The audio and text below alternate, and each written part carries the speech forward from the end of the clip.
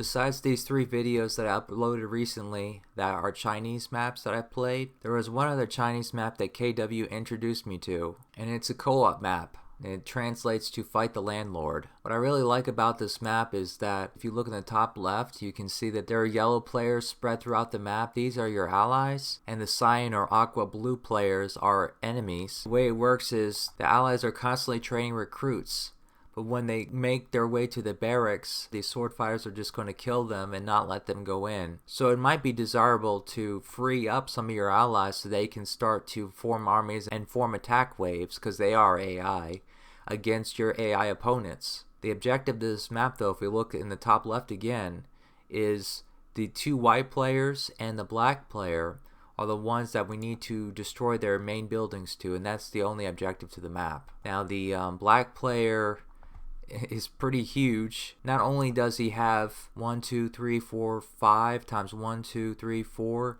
are 20 on each side, 40 backup groups. He has these in the front and them here, and he has 6 schools. The only other map so far that I played that has an opponent with 6 schools is Border of Life. Recently I made this video, which is my final video with this unless I do a TAS, which I really don't think I will.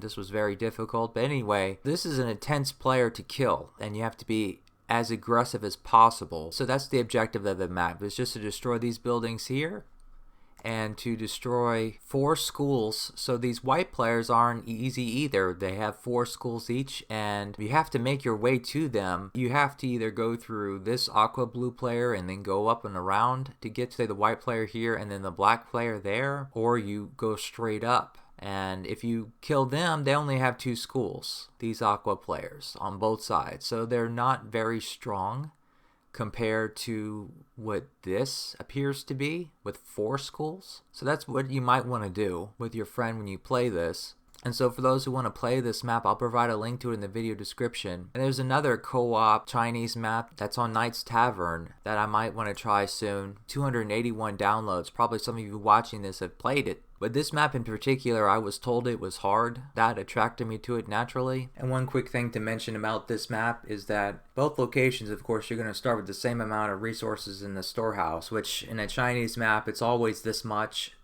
And you have 2k food of a pond right next to you. So food won't be an issue, but there's no iron. And there's limited gold and limited coal. There is iron, but it's all the way up here by these players. If you want to beat it fast, you probably just need to go leather only or trade for iron troops. The market's available, so of course trading is possible. But one thing to mention about this map, the town hall building is not available. It's blocked. But you don't have much gold anyway for the town hall to begin with. You have to go all conventional except for the market pretty much to finish this map. For those who want to hear a commentary accompanying the replay, continue watching. For those who do want to try this on their own but don't want to see my speed run but maybe want to see the villages I built, I'll show that in the next minute, and then after that you probably won't be interested in the rest of the video, and that's fine. So I always just make a copy of the map and do a pre-build. I first built on the right side. Yeah, there's so many trees here. And you start with 20 in the storehouse at the beginning. You're probably going to want to have a lot of farms. I didn't have a lot of farms because what I did was I traded gold for corn to give me a boost. Each metallurgist is equivalent to 2 farms, and not just 2 farms, but 2 of the most efficient farms. And actually, it's more efficient than the most efficient farms. So if you go gold for corn and you have a small army, so you don't really need the gold for training units, and you have a small town, so you don't need gold for training units, then you can use the majority of the gold, which is 424 gold here. That's 424 corn. And you can build farms in addition to that to get a huge boost. Even though it's not exactly how I built it, it's pretty close to what I did for the right town. KW told me that the left location is what he ended up trying last. He first tried the right location and then he tried the left. And this is the build that I did in my hour and 24 minute speed run.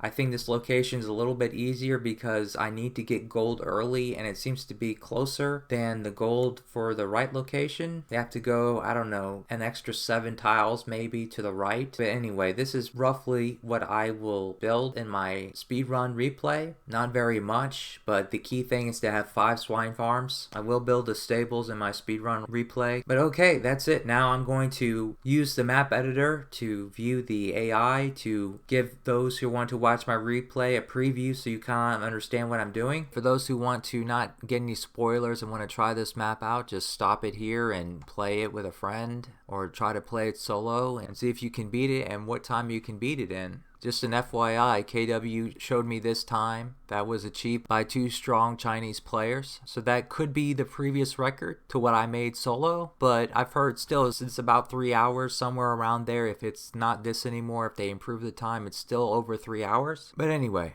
basically this player is the one that I want to go through to get to the 2 white players and then ultimately the black player. The reason is, if we look at the defense radius, so I'll do that slowly for those who never seen it before. You have to click on an AI player, not you. Then you click on the single person, then on the shield, and you click on this shape here to see what their defense radius is. If we take a look at this guy's defense radius, it doesn't go to the front of the storehouse. When I saw that, I was like, wow, that's interesting. In a way, it's not good design, but I thought it was interesting, so I said, what about this guy?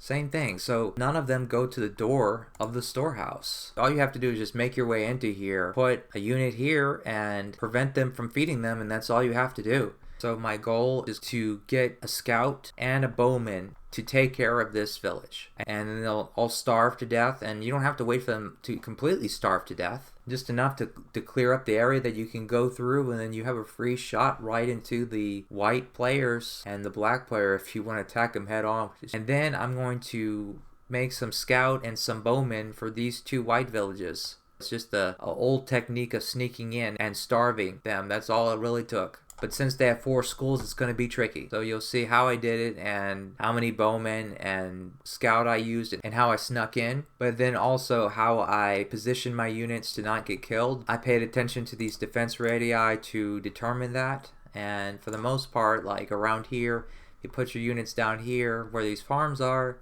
they will not trigger the attention of any of these groups. One notable thing about this map is that these knights here, these 2 groups, have a huge defense radius. If you're doing something down here and then all of a sudden you see these groups of knights come from nowhere, and you're like, what? And the same for this side too. This one here and then this one here. You can see on the left side it's 62 defense radius. That's huge. So I'm gonna have to use, and it's smart for you to use, bowmen, the barracks, and some of the other important buildings. And one other thing to mention is that the right white player is stronger than the left white player. I wouldn't say it's great design. The defense only spans so far in, and then it kind of reminds me of Two Sides, where the defense is just non-existent once you get into a certain part of the village. It's not like Don't Talks, where every tile of the map is pretty much covered by somebody. But in this map, there's really no defense here, and this crossbowman group here has a defense radius of 1, so he doesn't defend anybody. He's just here to guard this, and it's for looks basically. I really like these. They have 1 on each side, and I'm actually going to, if just in case I miss it when I attack the white players, I'm going to sneak in, aim to kill all the serfs, and then kill the crossbowman next. So I'm going to come attack this group. He has a priority of 25. They have some crossbowman groups here that have a lower priority, so a higher number, like 26 and 30. So they're going to rotate and come down here. That's going to help me to kill some of the crossbowman groups. Then afterwards, after a certain point, I'm going to draw out all the non-range like I always do. And it's the same for both sides. What the difficult thing about the right is, should you not have bowmen come in here, which is really hard to sneak in with bowmen, not get killed by these crossbowmen or the units that they're going to be quickly returning. When you sneak in, you basically get the chunk out temporarily, then they are going to rush back. In my first attempt and my second attempt too, I didn't have any bowmen in here. I just had scout and maybe some knight. It depends on the replay and the side that I was sneaking in, perhaps. But regardless, it is possible to sneak in here and kill all the serfs. You can do it on the left side without triggering the attention of any of the groups of the player, but not on the right. All the schoolhouses and storehouses on the right side are defended by some group in one way or another, and it's a group of high priority. So if you remove that group, they're just going to keep rotating. All these backups here on the outskirts of it are going to keep rotating and replacing that group. So you might as well just get them all out, or get most of these groups out with the decoy, and then kill the serfs with your mounted units, should you only have mounted units in here. This schoolhouse and storehouse here are not defended by any of the groups around, so that makes the left side easier. FYI, for those who want to sneak in and go for the easiest player, go for the left. If you want to attack this player in the conventional way, good luck. 4 schools, and the way this tight little entry is with all these watchtowers, it's going to be one heck of a fight to get in here and to kill this player in the conventional way. If the groups are rotating, you have a unit here, they're going to come and kill them. So if they're starving, or you drew out groups before and they're rotating, then this will be protected. But when they're all static and you sneak in successfully and you're just killing the serfs and no starvation's happening or anything, you can put a unit there and forget about him. And he'll do a lot of damage to the serf count. You have to be very careful if you do want to put a unit here, that on the path to get there, most of the tiles are covered by the defense. But yeah, a unit right there. This is good spots to put your scout, should you have scout here, to kind of get the serfs down to around 17. I mean, this village here has maybe 115 or so serfs. It's ridiculous. I've never seen a village have that many serfs and require that it has that many serfs. As soon as you kill some, it wants to train more. Putting a unit in front of both the swine farms here will really hurt him. And then going and killing the farmers over here, anywhere, any of the farmers, as long as it's not protected by the defense radii. Any unit that's not a serf, the AI is always going to prioritize to retrain them over serfs. But yeah, that's how they operate. So a combination of all of these things plus bowmen will make it most efficient. But again, for the right white player, you're going to want to sneak in bowmen unless you're going to do some weird things like I did in my first 2 runs. Basically, use the old lure tactic. Get a mounted unit in here, hit something, and draw both ranged and non-ranged. Get them out of here and have them all come out. Then kill the serfs in the meantime while they're absent. And then when they come back, then they starve to death. But that's difficult to do, especially with this player here. In other words, it might be worth your trouble, even though it would be probably impossible to sneak in here the way I did without saves. To get bowmen in here, at least. That they all survive, or most of them survive, it just won't happen. I never tried it, but I just really doubt it would be a good idea to try to come head on. What you want to do with this black player is to, instead of attacking head on, you want to attack from both sides at the same time. So you want to come in here and sneak in these fields on both sides, and you want to use what I call the link before dead trick to get most of these non-ranged units troops out on both sides, which they're backups. I said link before dead. For those who've never seen this before, this is a save that I have right before I started to attack the black player. I have a bowman here, and I have an AI trap here. So what I'm going to do is, I need to, it's very important, and though it's very simple, it's either 50-50, you make a mistake, you know you did wrong, just do it the other way around. But I need to link this bowman here that's in the trap, where the destination needs to be. I need to link him to the decoy. So what I can do is I can link him with him right before I kill him, and I can't get too close because of proximity. What that means is, I don't want to do this. I don't want to come here. And you see that because when I do the link before dead, what I'm about to do, this group is going to stay there. It's not going to be lured out. So I can't get that close. I can get one tile before there and then shoot. I'm going to link him with him. I'm going to turn around, make an assault. And now what I can do, there's some group here like these knights. Right now they're not drawn to this bowman, but if I bring him a little closer, perhaps I'll reach them. So I bring him forward immediately, so that when he gets killed here, he's closer. Yeah, it didn't reach them, but it may have reached another group that their defense radius only spans this far. Once he dies, now they're all going to be coming to this bowman here and leaving there. So in the replay, you're going to see this happen on this side and on this side. And throughout my assault with this player, you're going to continuously see me losing troops, but they all of a sudden mysteriously leaving this space and coming over here. And that's what the secret is, and that's all it really takes. These groups here, if we click on any one of the units, then the person and the shield, we can see that this is player 18, which is the right coordinate in the ordered pair. But in the left coordinate, it's very high number, so this means they're backup troops. And if you get rid of the backups, the only thing that's going to replace the backups is troops that come straight out of these two barracks. All of these troops here with higher priority